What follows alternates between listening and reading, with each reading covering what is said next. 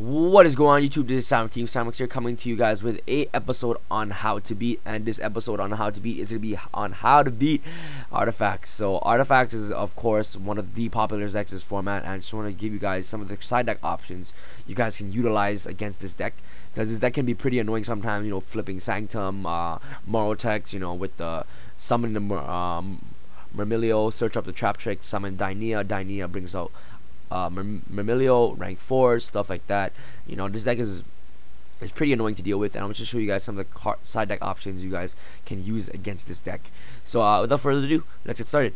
To start off, of course, we play of course the one normal mana crossout. I decided to put normal mana crossout in because people on the first turns now, some players would like to set their hands in face down defense position. So normal mana crossout just gets rid of those problematic face down hands.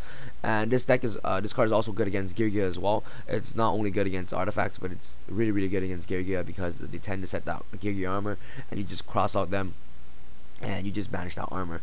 Same goes with the ice hand and fire hands as well. So normal mana crossout is very good in this deck, just using as the hand aspect of getting rid of that hand aspect in the deck. Next we go to Forbidden Chalice. Forbidden Chalice and Breakthrough Skill are used for the same purpose. When Morotex is summoned during my turn, you can just Chalice them and Morotex will not get its effect. Next we play Defisher and Macrocosmos. They work for the same purpose. All the monsters, of course, rely on their graveyard effects to go off. If you have the Dimensional Fissure early game against them and they have no graveyard, and they have Dinea, they cannot have it. They do not have any Dinea targets to make a rank 4. You know, Morotex activates the grave.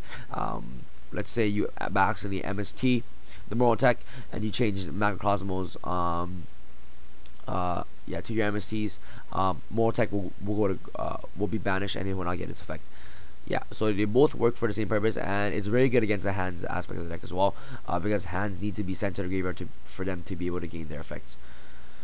Yeah, so double Macrocosmos, but the problem about Cosmos and Fissure is that Sanctum just gets rid of these cards like it's nothing. So Sanctum just, yeah, Sanctum into Morotex is pretty annoying. So that's why you tend to side like cards like Chalice or Breakthrough Skill just to protect you from the Sanctum Morotex.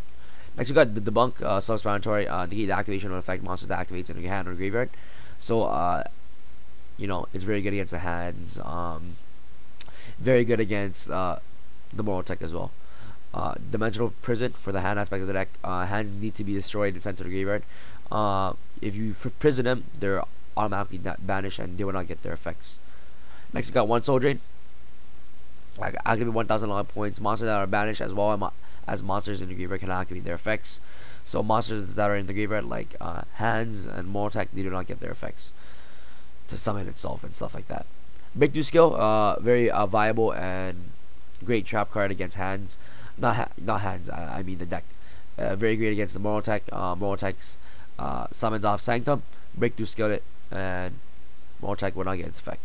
Next we got Vanity's Emptiness. This card is very good. This card is very good against the Sanctum. When they activate Sanctum, you flip Vanity's Emptiness. Pretty good. Yeah, it just prevents special summonings in general. It's very good against Dinea as well. Dinea just, you know, tends to bring out level 4 from the grave, which is Mermilio. So you chain Vanity's Emptiness into that, and you're in a pretty good position right there. Next, I feel like this is one of the best monsters to side against this deck is Doomcaliber Knight. Doomcaliber is a really old school card, and this card is absolutely amazing against this deck, because if you guys don't know what Doomcaliber does, this card cannot be special summoned during either player's turn. When a monster effect is activated, tribute this face-up card, negate the effect, and if you do, destroy that monster. So your opponent will have to try their best to waste their resources just to try to get rid of this 1900 beater. Let's say this card stops the hands. This stops Morotex from Sanctum Morotex when it gets its effect. Doomcaliber Knight will activate its effect to just negate it and destroy it right away. And if you already have Doomcaliber Knight on the field and they already have a face on Morotex, you're obviously gonna have back rows to protect your Doomcaliber Knight. So guys, when you play Doomcaliber, you know, try to play back rows, because try your best to protect your Doom Caliber Knight, because Doom Caliber Knight is just so great against the deck.